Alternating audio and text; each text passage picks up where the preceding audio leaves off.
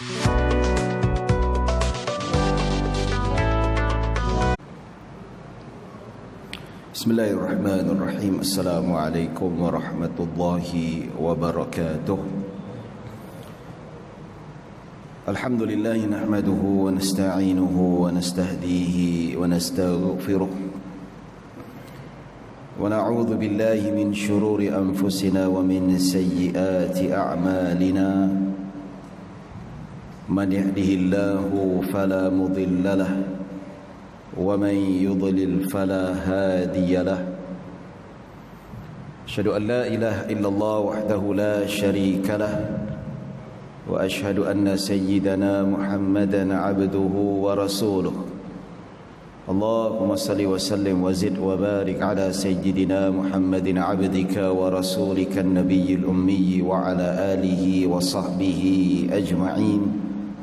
سبحانك لا علم لنا إلا ما علمتنا إنك أنت العليم الحكيم. رب اشرح لي صدري ويسر لي أمري واحلل عقدة من لساني يفقه قولي. أما بعد.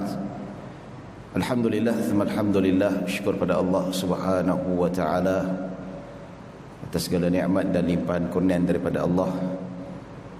Dan izinnya pada pagi yang berbahagia ini kita dihimpunkan dan dikumpulkan dan disatukan hati-hati kita di rumah Allah Subhanahu wa taala untuk sama-sama kita melaksanakan salat fardu subuh berjamaah, yang mana ganjarannya besar dan tinggi sungguh ganjarannya,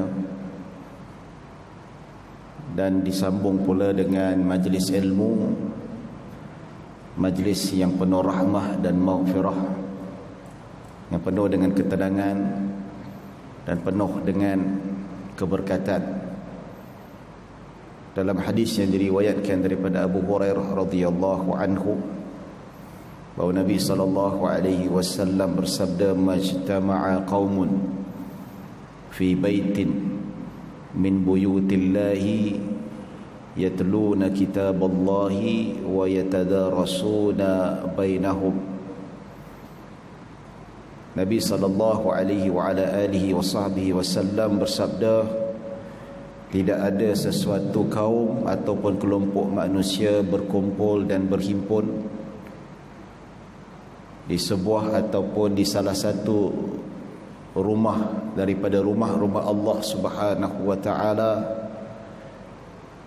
dalam keadaan membaca kitab Allah, dalam keadaan mentilawah kitab-kitab Allah, dan bertadarus di antara mereka, illa nazalat alaihimus sakinah, melainkan diturunkan ke atas mereka ketenangan, wa ghashiyatuhumur rahmah, diseliputi dengan rahmat Allah Subhanahu wa taala, wa haffathumul malaikah, dan mereka dikelilingi oleh para malaikat, wa dzakarahumullahu fi man indahu, dan Allah menyebut-nyebut nama mereka di sisi para malaikat.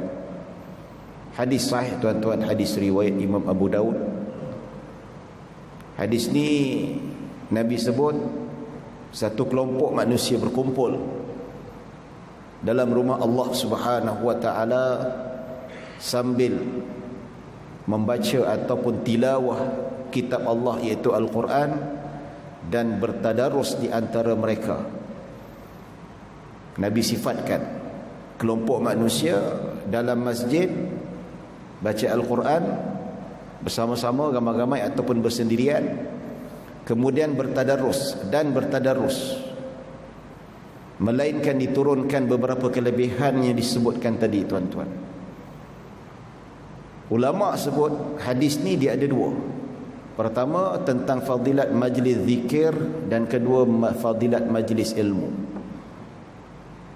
Majlis zikir, yatluna kitab Allah, mereka membaca kitab Allah, berzikir, mengingati Allah. Salah satu zikir adalah tilawah Al-Quran. Macam contoh majlis zikir yang lain, majlis zikir kita baca Yasin secara berjemaah, baca surah Al-Muluk, baca tahlil malam Jumaat, itu majlis zikir. Dan apa-apa lagi majlis zikir ataupun satu majlis yang mengajak kita berzikir kepada Allah Subhanahu wa taala. Dan kedua, yatadarasuna bainahum, bertadarus. Tadarus ni dalam erti kata bukan tadarus yang macam kita bulan Ramadan tu, baca dengar, seorang baca lain dengar, semak dan sebagainya. Tapi tadarus ni iaitu saling belajar dan mempelajari. Kita kata ulang kaji, seorang bercakap menjelaskan makna kitab Allah, ataupun zaman sekarang dia menjelaskan kitab, menjelaskan hadis-hadis Nabi sallallahu alaihi wasallam.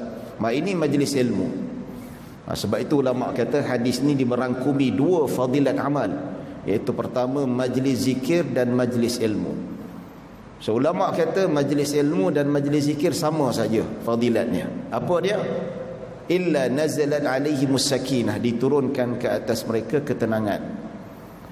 Ketenangan. Siapa hati tak tenang, rasa gundah gulana, datang majlis ilmu, datang majlis zikir, insya-Allah hati rasa tenang.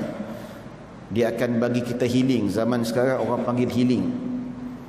Ini salah satu healing. Ada orang di healing macam-macam dia nak buat. Tak apa, tak ada masalah. Masing-masing ada cara dia nak keluar daripada kepompong stressful ataupun kesibukan dan sebagainya. Ada macam-macam cara healing, asalkan healing itu prosesnya tidak bercanggah dengan syariat. Ustaz, saya healing pergi memancing, silakan. Kalau orang perempuan pula healing pergi mana? Pergi healing, kami join tim marhaban, baca marhaban, window shopping dan sebagainya, silakan, tak ada masalah. Tapi kalau boleh, jangan lupa healing yang dijanjikan oleh Nabi SAW dalam majlis ilmu. Tengok kita rasa tak tenang, rasa hati gundah gulana, datang majlis ilmu. Sikit-sikit, lama-lama jadi bukit. Sekali datang mungkin tak berapa nak tenang, tapi istiqamah, insya-Allah hatinya akan disinarkan dengan cahaya ketenangan, asalkan datang majlis ilmu itu ikhlas kerana Allah Subhanahu wa taala.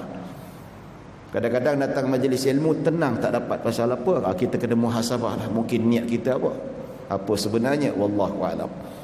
Ya. Baik, wa ghasyiyahumur rahmah, mereka yang datang majlis ilmu Allah akan beri mereka rahmat yang begitu banyak. Wa ghasyiyahumur rahmah, Nabi gunakan bahasa yang cukup cantik dan unik nak menceritakan majlis ilmu ni banyak rahmat, banyak kasih sayang Allah Subhanahu wa taala. Wa haffathumul malaikah, dan mereka yang datang majlis ilmu, mereka yang datang ke majlis zikir ini, diri mereka akan dikelilingi oleh para malaikat. Malaikat akan duduk keliling kita, tuan-tuan. Cuma kita tak nampak lah. Sedar tak sedar, kita beriman dengan kalam Rasulullah sallallahu alaihi wasallam. Dalam majlis ilmu, dalam majlis zikir, kita semua dikelilingi oleh malaikat. Maksudnya majlis seperti ini yang join sekali adalah para malaikat. Cuma kita tak nampak saja. Kalau nampak mungkin kita lari, tuan-tuan. Nabi nampak malaikat Jibril menggeletar, balik rumah minta diselimutkan. Bukan mengerikan, tetapi poster badan ataupun bentuk fizikal memang berbeza dengan manusia. Tubuh badan Nabi, malaikat Jibril cukup besar. Nabi kata, sebut dalam hadis Sahih Bukhari, malaikat Jibril ada 60 kepak. Satu kepak saya dibuka boleh tutup, setengah dunia boleh tutup. Besar tak besar. Dalam hadis Sahih Bukhari, Nabi sifatkan ketika dia nampak malaikat Jibril, tingginya antara langit dan bumi. Sebab tu kalau nampak malaikat Jibril kita tak biasa, memang tak adalah kosong majlis ilmu ni, tuan-tuan. Jadi tuan-tuan dan puan-puan dirahmati Allah, Imam Ibn Hajar dia sebut dalam kitab Fathul Bari, malaikat Jibril bertemu dengan Nabi dalam bentuk yang sebenar sebanyak 2 kali. Yang selainnya dalam bentuk raut wajah wanita, raut wajah lelaki dan fizikal yang kacak dan sempurna. 2 kali saja malaikat Jibril appear dalam bentuknya yang sebenar, 2 kali. Pertama ketika Nabi menerima wahyu. Ketika malaikat Jibril melihat Nabi SAW ketakutan, dia peluk Nabi sebanyak 3 kali. Hadis yang masyhur, Iqra bismi rabbikal ladzi khalaq. Itu masyhur hadis sirah. Dan kedua ketika Isra' dan Mi'raj. Dan selainnya memang direkodkan malaikat Jibril bertemu dengan Nabi sangat banyak. Sangat banyak. Tetapi dalam bentuk fizikal dan raut wajah manusia yang kacak, handsome. Yang disebut dalam riwayat seperti Dihya Al-Kalbi, seorang sahabat Nabi yang kacak, putih, yang keterampilannya bagus. Jadi tuan-tuan dan puan dirahmati Allah, duduk dalam majlis ilmu ni malaikat duduk bersama-sama dengan kita. Dalam riwayat lain, apakah fungsi malaikat duduk dalam majlis ilmu ini? Dia mendoakan kita, tuan-tuan, mendoakan kita rahmat, mendoakan kita keberkatan, memohon pengampunan untuk mereka yang datang di majlis ilmu ini. Dan Nabi SAW sebut fadilat, menyebut mereka yang masuk dan duduk dalam majlis ilmu dan majlis zikir. Nabi kata wa zakarahumullahu fi man indahu. Allah sebut nama-nama mereka. Allah sebut nama-nama mereka yang datang majlis ilmu, majlis zikir ini di sisi para malaikat. Allah sebut tanda kemuliaan, tanda Allah sayang. Macam kita duduk dalam satu event yang besar dihadiri oleh golongan-golongan VVIP, menteri, ahli politik, peniaga. Politik kita ni orang biasa saja mungkin jemputan sebab orang biasa, tapi luckily dapat jemputan VVIP. Bila dalam majlis tu yang berucap, yang merasmikan PMX contohnya, ketika dia berucap dia sebut nama kita, tuan-tuan. Bayangkan dalam satu majlis VVIP, seorang yang ketua kepala ataupun ketua negara dia sebut nama kita. Macam mana? Apa perasaan kita? Oi, kita rasa macam yalah, banggalah. Lain macam rasanya. Kita yang tak terkenal tiba-tiba jadi famous. Habis majlis semua nak bergambar kita, tuan-tuan. Tak ada gelaran pun, tak ada pangkat pun. Contoh je lah. Macam tu lah.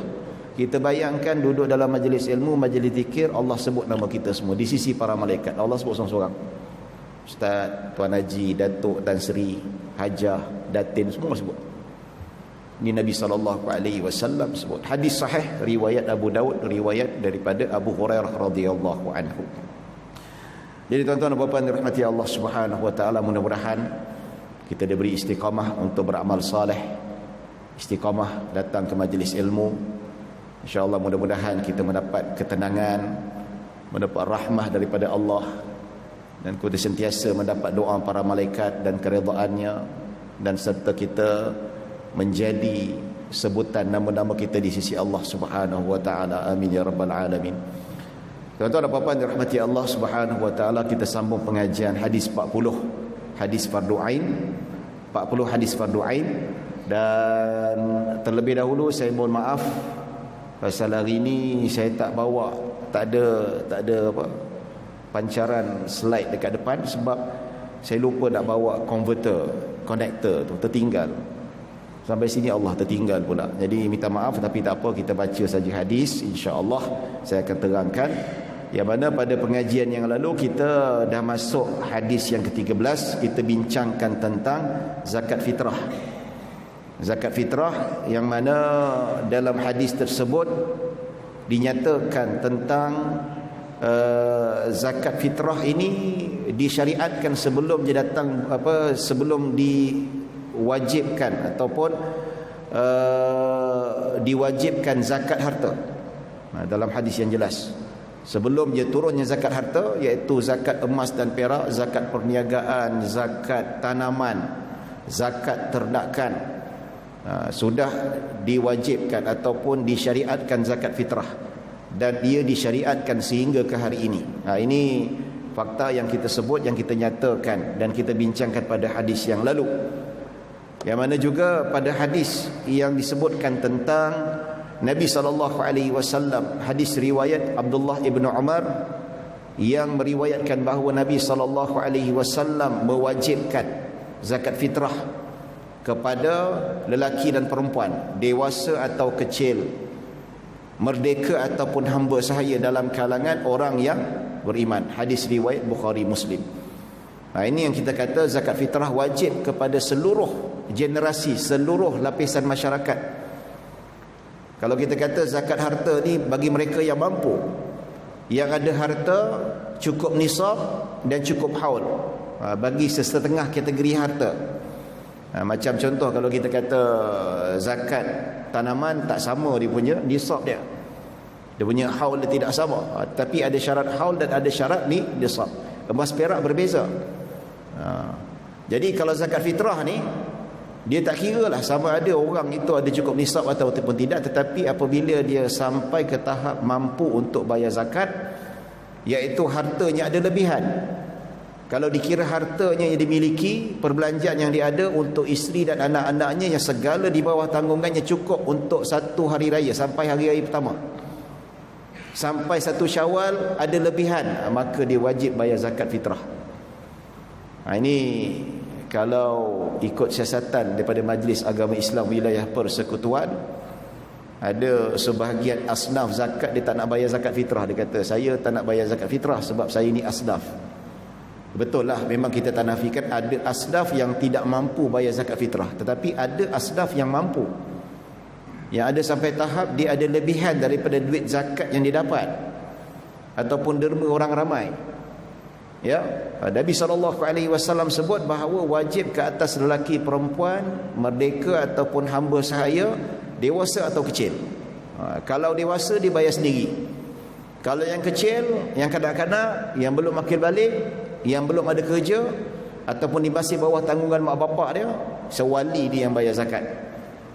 Jadi sebab itu ulama-ulama mazhab Syafi'i kata zakat fitrah ni wajib bila seseorang itu apabila dia congak dia punya gaji ataupun pendapatan, hasil, ya, harta dia dikirakan sampai pada hari raya pertama ada lebihan. Bila ada lebihan dia wajib bayar zakat fitrah. Sebab itulah kalau kita kata golongan asnaf pun kalau dia ada lebihan daripada duit zakat, dia dapat zakat bulanan, ada sumbangan daripada badan kebajikan kebangsaan ataupun mana-mana NGO, ternyata ada lebihan keperluan, ya, belanjanya itu ada lebihan, maka wajib dia bayar zakat. Tapi kalau orang gaji besar tapi duit habis sebab belanja bukan hanya keperluan tetapi yang tak perlu pun dia belanja berlebih-lebihan, itu bukan masalah agama lah, itu masalah dia. Dia kena cari juga duit untuk bayar zakat, sama ada untuk diri dia dan ahli keluarga.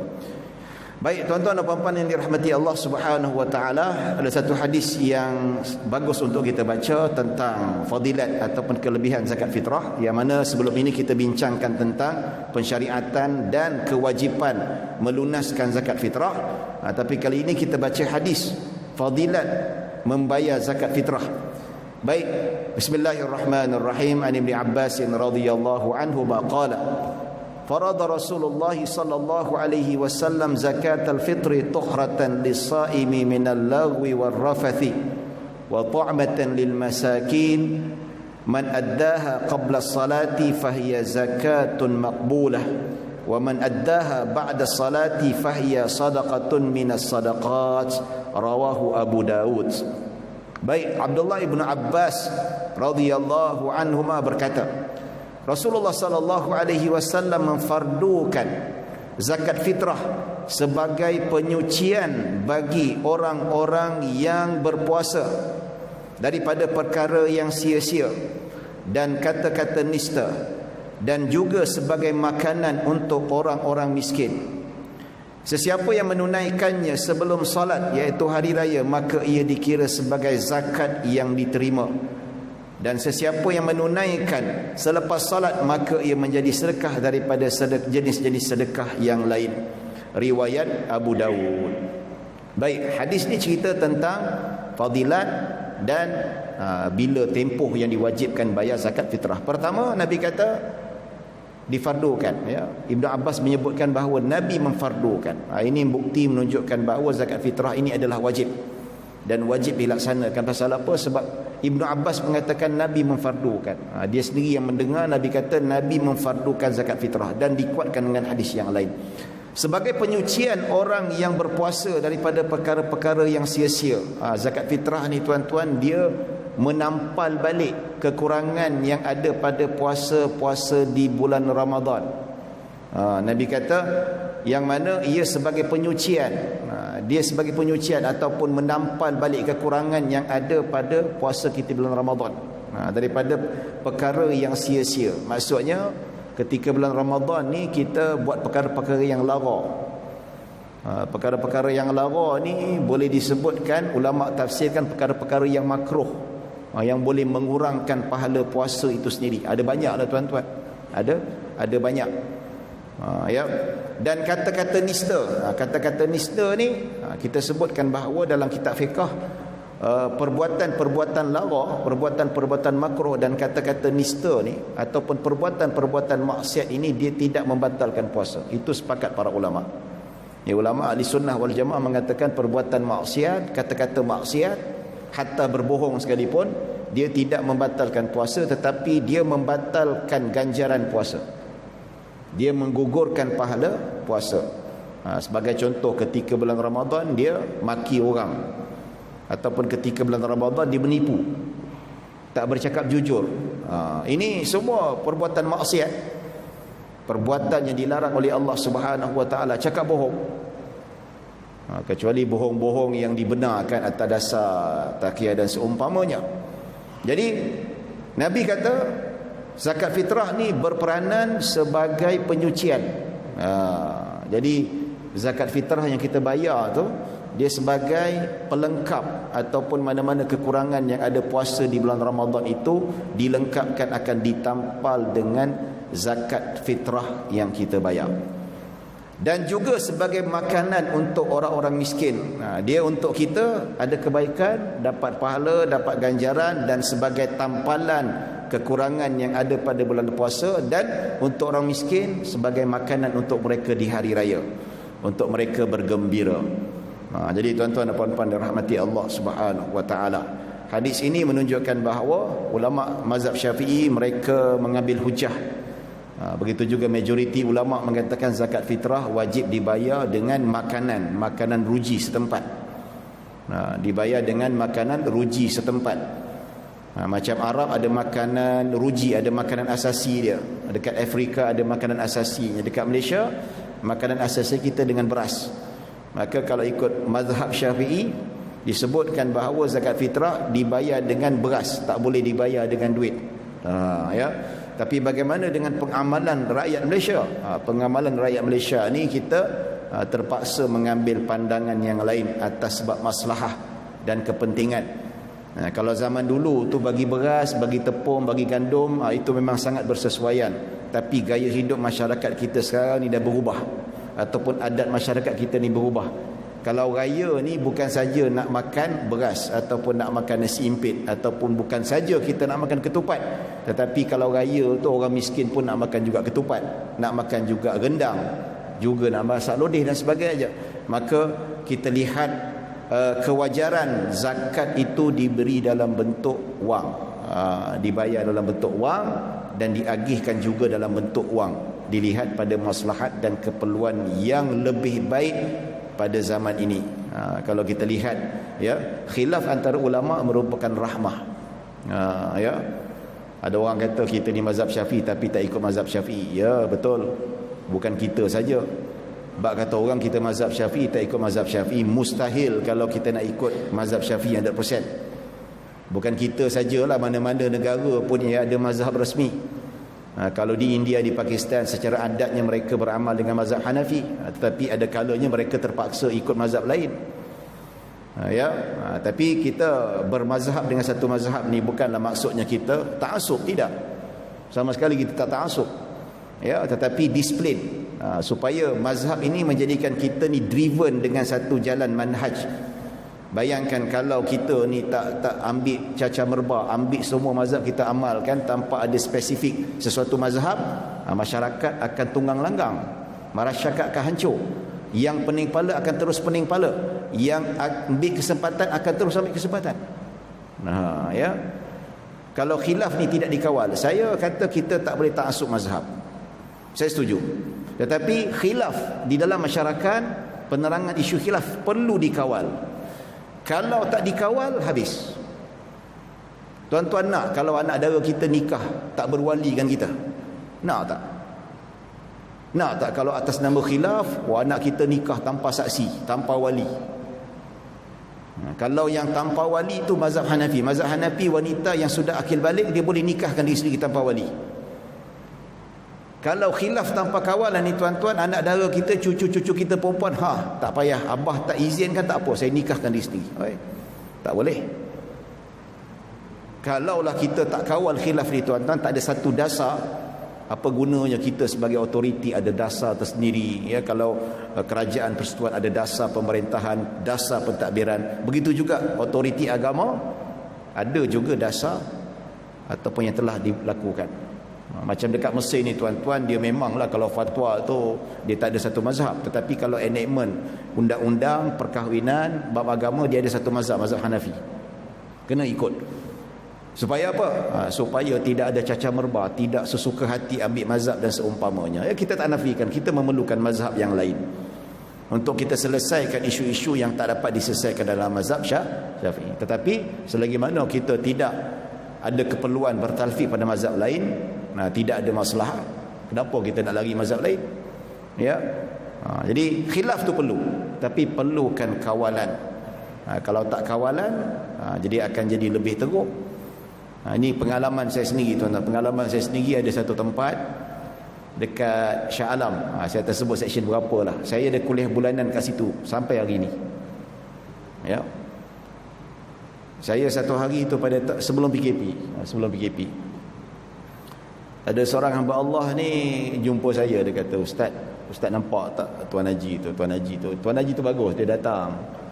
Ya, semayang, berjemaah, kuliah saya pun dia datang.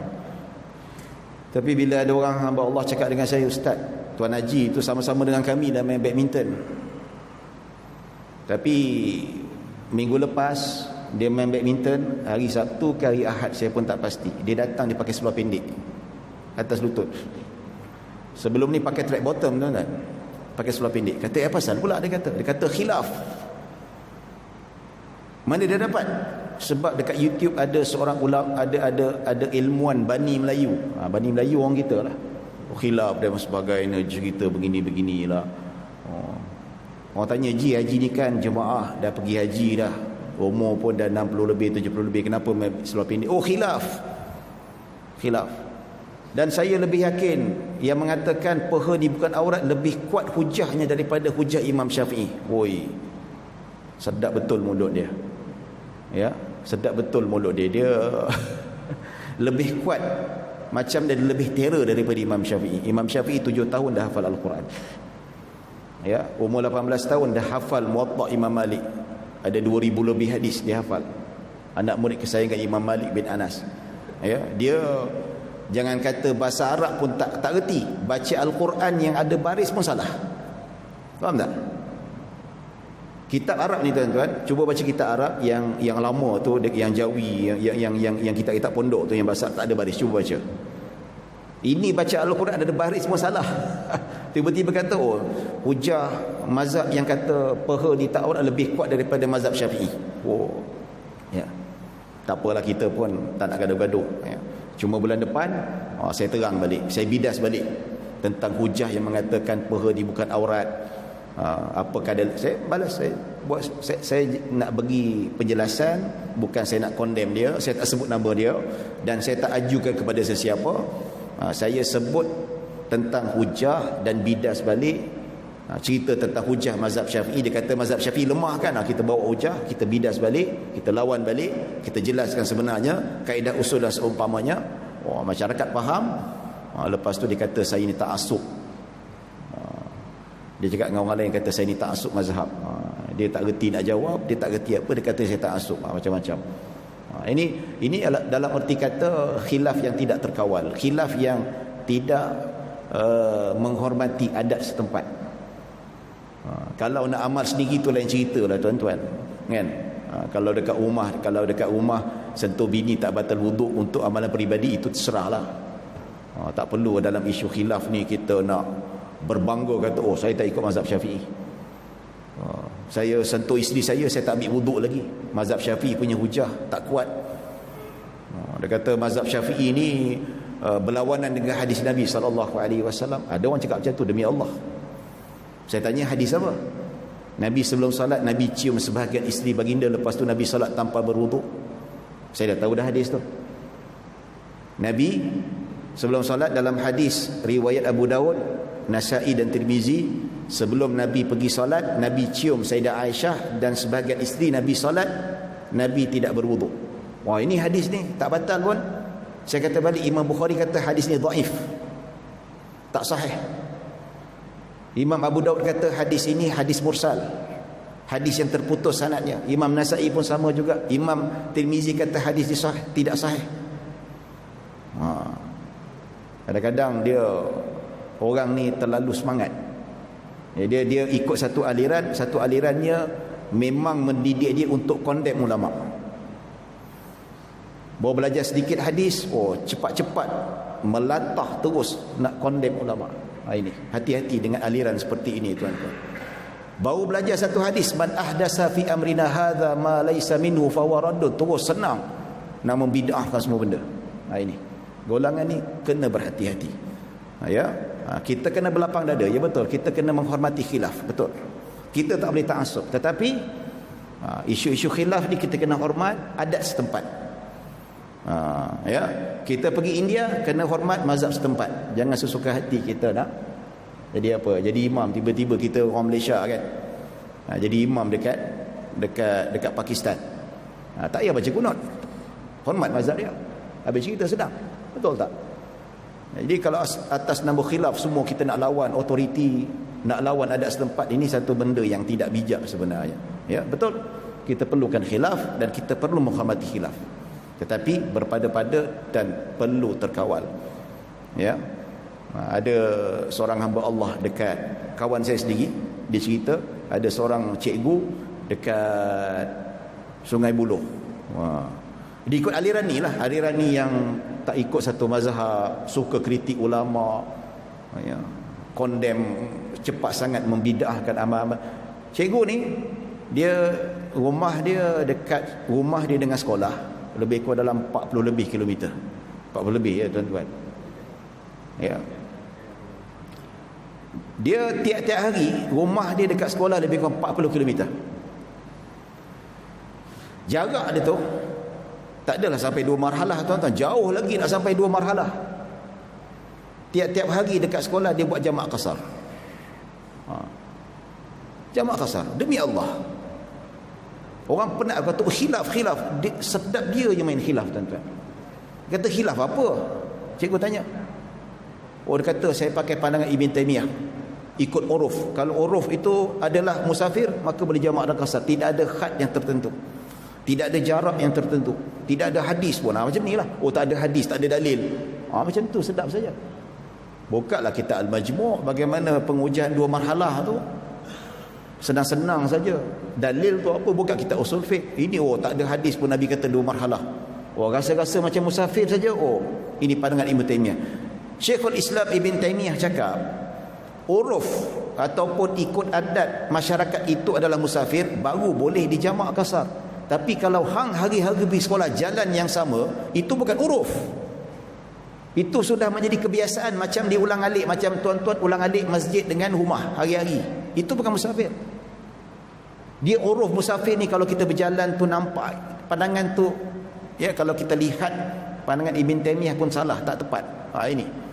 Ini apabila dia belajar sesuatu ilmu agama tanpa disiplin mazhab, tanpa disiplin ataupun sistem yang mengikut fakta dan disiplin ilmu yang betul. Bila belajar mazhab, belajar fiqh tak ikut disiplin ilmu yang betul, macam merebah macam ni lah. 40 km pun nak dijamak qasar tuan-tuan. Dalil sesuka hati, ambil dalil mana. Sesenang hati label mazhab, tak ada dalil. Dalil banyak, bukan Al-Quran, hadis saja. Buka dalam iskat usul fiqh, senarai panjang. Ini masalah lah. Ini kalau kita kata khilaf yang tidak terkawal, khilaf kena dikawal. Dalam masa yang sama kita berlapang dada dan kita memerlukan khilaf.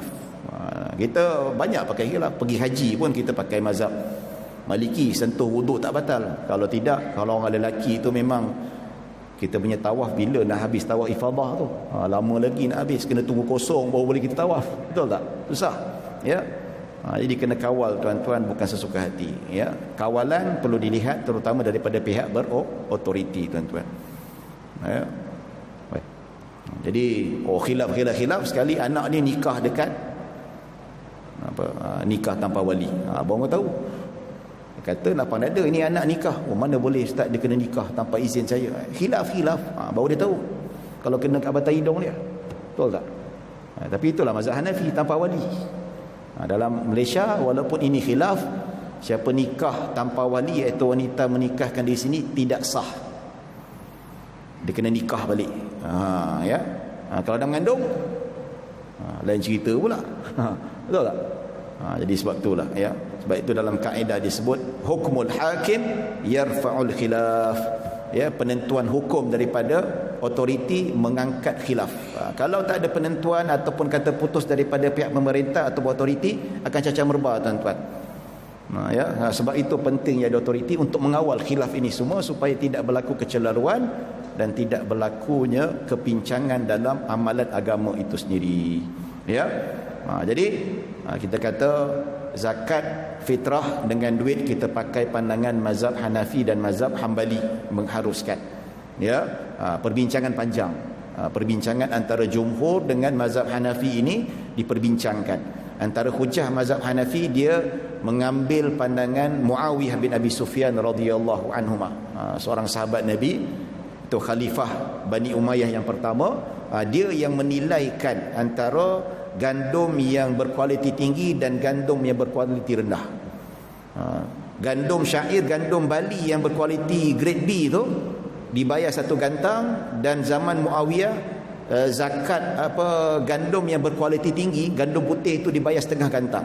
Maksudnya dinilai.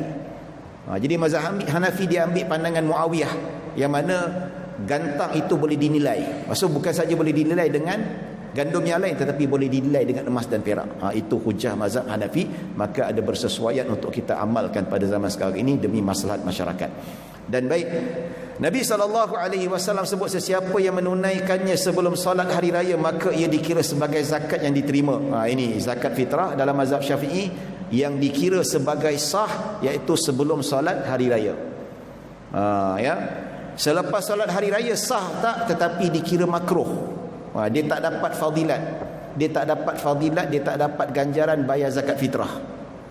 Zakat fitrah itu tidak dikira sebagai fadilat yang disebutkan oleh Nabi SAW dari segi sudut pahalanya dan dari segi sudut kelebihannya untuk menampal yang ada pada kekurangan puasa itu sendiri. Itu yang dimaksudkan, itu yang dijelaskan oleh para ulama. Ya. Jadi bayar sebelum solat itu adalah sunnah, iaitu selepas terbit matahari dan sebelum solat. Itu waktu yang dibayar oleh Nabi SAW.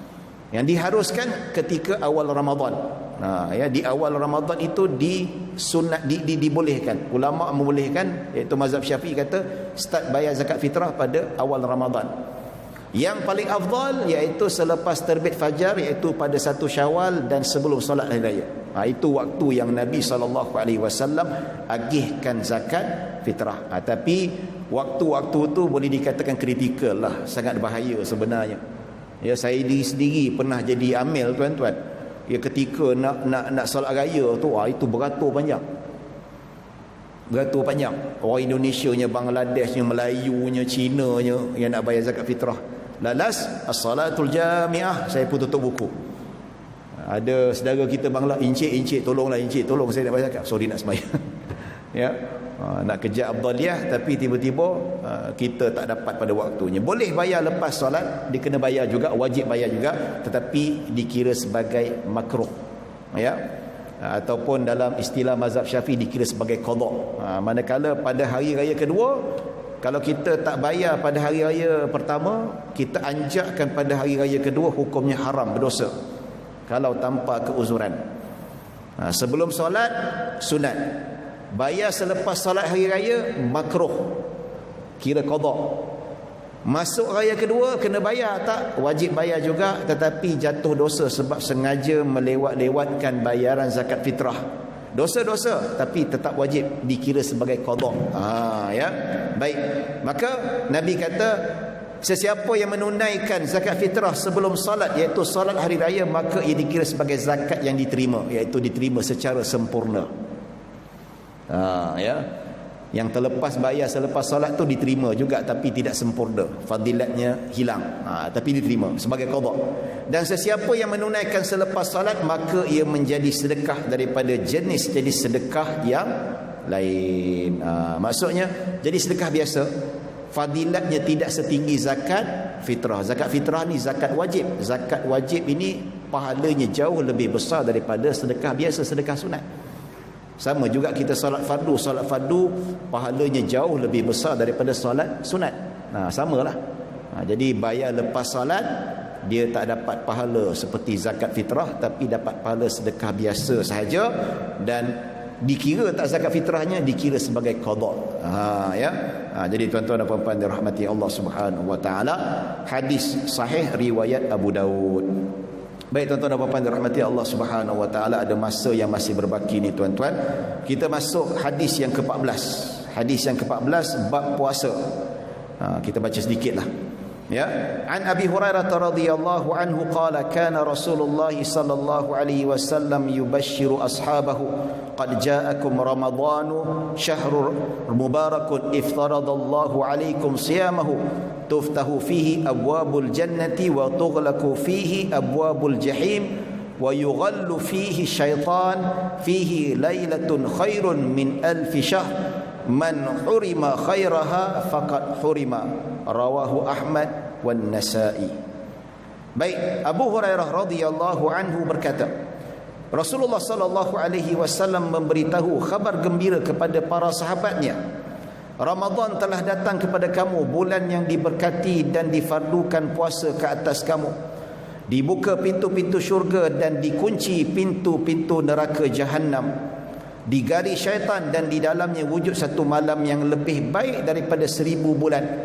Sesiapa yang diharamkan daripada mendapatkan kebaikannya, maka dia diharamkan. Riwayat Imam Ahmad dan An-Nasa'i. Tuan-tuan dan puan-puan dirahmati Allah Subhanahu wa taala. Tadi kita dah habis bab zakat. Kita dah bahaskan tentang zakat harta dan zakat fitrah, dan kita masuk bab yang baru. Kalau dalam bab ni kita masuk hadis yang ke-14 daripada 40 hadis fardu ain. Kita masuk bab puasa. Hadis ini Abu Hurairah mengatakan tentang kabar gembira kepada kita ketika itu pada para sahabat tentang datangnya bulan Ramadan. Bulan Ramadan iaitu bulan yang diberkati. Diberkati ini tuan-tuan, ulama sebut bulan yang diberkati dengan ganjaran, bulan yang diberkati dengan rahmat Allah Subhanahu wa taala, bulan yang dirahmati dengan pengampunan, bulan yang diberkati dengan pembebasan daripada api neraka. Itu bulan yang sangat diberkati. Ya, adakah bulan lain tidak diberkati? Ya, diberkati. Tetapi berkat bulan Ramadan ini lebih luas daripada bulan-bulan yang lain. Sebab itu ya, ulama kata Ramadan ini raja segala bulan. Ganjarannya berbeza. Banyak sekali hadis yang menunjukkan bahawa ganjaran berganda, rahmat Allah meningkat, pengampunan Allah tidak seperti pada waktu-waktu yang lain. Baik. Dan difardukan puasa ke atas kamu. Bukan saja diberkati, tetapi difardukan dalam Al-Quran. Ya ayyuhalladzina amanu kutiba alaikumusiyam kama kutiba alal ladzina min qablikum la'allakum tattaqun. Wahai orang-orang beriman, difardukan ke atas kamu puasa di bulan Ramadan seperti mana difardukan ke atas umat-umat terdahulu. Moga-moga kamu menjadi orang yang bertakwa. Baik. Dibuka pintu-pintu syurga dan dikunci pintu-pintu neraka Jahannam. Ya. Ulama kata, ulama perbahaskan, ada orang tanya, Ustaz, pintu neraka dikunci, pintu syurga dibuka, bukan boleh masuk sekarang pun? Ataupun sekarang ni kalau pintu neraka dikunci, bukannya tempoh ataupun tiba masanya ahli maksiat masuk neraka? Ya, tapi ulama jawab balik, maksud di sini bukanlah makna hakikat. Makna hakikat ini sebagai satu gambaran isyarat yang diberikan oleh Nabi SAW tentang kemuliaan bulan Ramadan dan fadilat bulan Ramadan. Ya, bukan bermakna hakiki. Ya, makna hakiki dia bukanlah pada bulan Ramadan dibuka pintu syurga. Time ni lah Ramadan ramai masuk syurga. Tidak. Belum kiamat lagi, belum ada hisab, belum ada lagi ditimbang amalan-amalan kita, belum lagi titian sirat. Mana mungkin kita masuk syurga sekarang? Tak ada. Ya, tapi apa kaitan pada bulan Ramadan tu dibuka pintu syurga, ditutup pintu neraka? Sama juga kenapa neraka ditutup. bukan sekarang pun untuk masuk neraka. Kiamat belum lagi, kebangkitan belum ada lagi, dan seterusnya.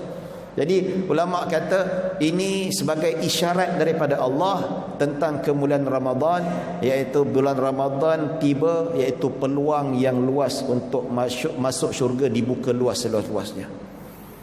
Ini maksud Allah bagi tahu, Nabi bagi tahu bulan Ramadan lah peluang yang paling besar untuk masuk ke syurga Allah Subhanahu wa taala. Bulan Ramadan lah nak dapat pas yang paling besar dan paling power untuk mudah masuk ke syurga Allah. Itu maksudnya. Dan ditutup pintu api neraka bulan Ramadan lah adalah waktu yang paling sesuai, kesempatan kita nak minta pada Allah supaya dijauhkan daripada api neraka. Kan ada dalam hadis, satu hari berapa puluh ribu Allah Subhanahu wa taala, berapa ratus ribu Allah bebaskan daripada api neraka setiap malam, setiap malam. Ya. Yang dapat tu siapa yang meminta. Yang pada malam Ramadan tu buat tak tahu saja, sama dengan bulan-bulan lain, dia tak dapat dah. Diharamkan daripada pengampunan Allah, diharamkan ke atasnya daripada pembebasan api neraka sebab dia tak minta. Orang datang Ramadan setiap malam istighfar, nama tercatat. Allah catat nama-nama, malaikat akan catat nama-nama sesiapa yang akan dibebaskan daripada api neraka. Sesiapa yang meminta.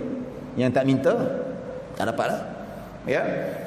Baik, jadi bulan Ramadan adalah bulan yang paling sesuai kita nak minta pada Allah dan paling dimakbulkan untuk dielakkan daripada siksaan api neraka. Digari syaitan. Digari syaitan. Syaitan ini syaitan. Syaitan ni ada pelbagai jenis. Ada pelbagai jenis. Syaitan ni apa? Syaitan berasal daripada jin. Dan syaitan ni ada beberapa jenis. Ada 3 jenis. Ada syaitan, ada maraddatul syayatin, syaitan yang melanggar, yang derhaka. Ada yang syaitan jin dan ada syaitan manusia. Dalam Al-Quran Allah Subhanahu wa taala sebut, wa kadzalika ja'alna likulli nabiyyin aduwan syayatinal insi wal jin. Allah Subhanahu wa taala berfirman, dia kata, begitulah kami menjadikan setiap Nabi itu ada musuh dalam kalangan syaitan-syaitan jin dan manusia. Ya. Maksudnya syaitan ni orang yang melanggar perintah Allah, syaitan yang mana menderhaka kepada Allah Subhanahu wa taala. Dalam Al-Quran, syaitan, jin dan manusia. Dan dua-dua ni adalah musuh kita. Manusia pun dia hidup sekali lagi pun ada syaitan. Syaitan apa? Yang mengajak kita kepada kemungkaran, yang mengajak kita melanggar perintah Allah Subhanahu wa taala. Itu pun dikira sebagai syaitan. Tu dalam Al-Quran surah Al-An'am 112 jelas Allah menjelaskan bahawa syaitan ni ada dalam kalangan jin dan ada dalam kalangan manusia. Ya. Baik. Dan kita ni tuan-tuan dan puan-puan dirahmati Allah Subhanahu wa taala, yang mana setiap kali kita dilahirkan kita ada jin, syaitan yang mendampingi kita. Dalam hadis Nabi SAW disebut, ma minkum bin ahadin illa wukila bihi qarinuhu minasyaitan wa qarinuhu minal malaikah.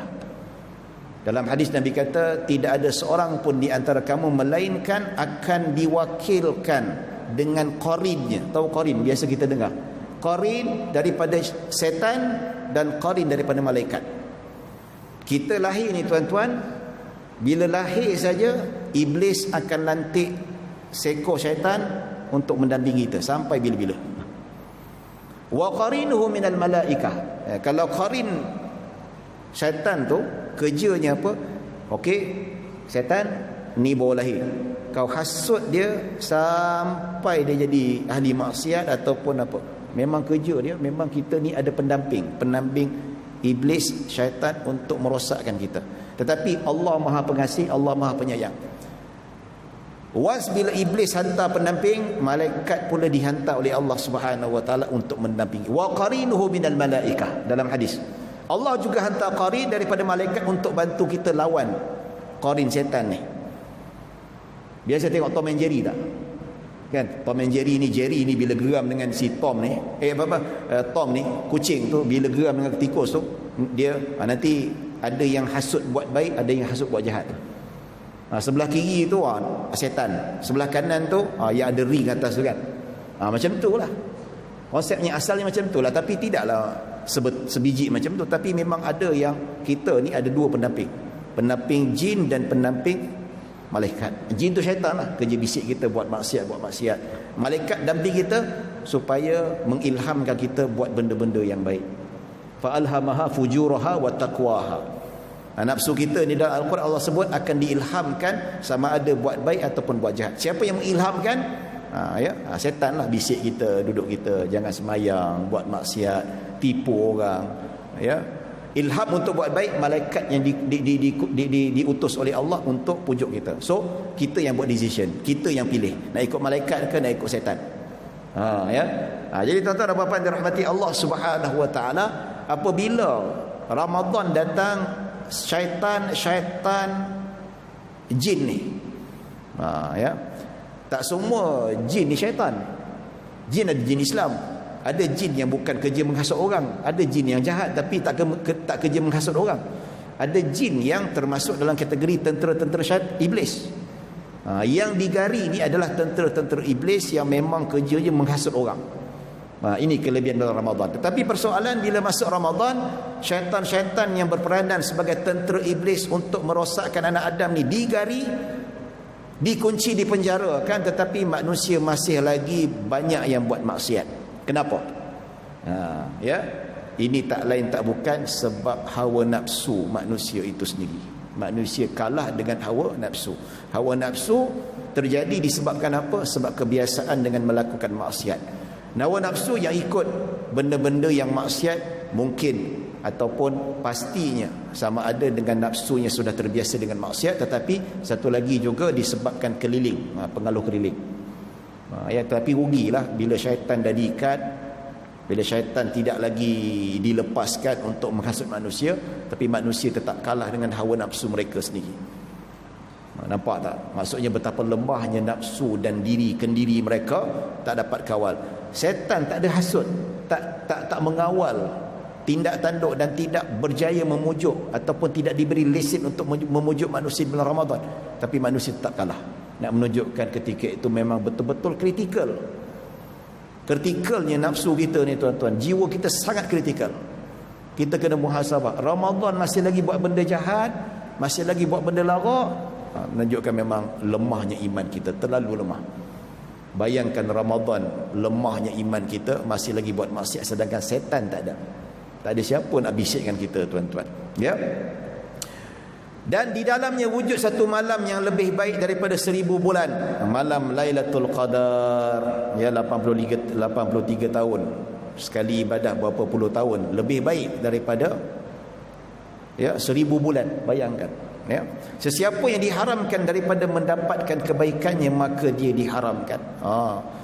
Hadis ni menunjukkan bahawa ramai sekali manusia yang diharamkan untuk mendapat fadilat Lailatul Qadar. Maksud diharamkan apa?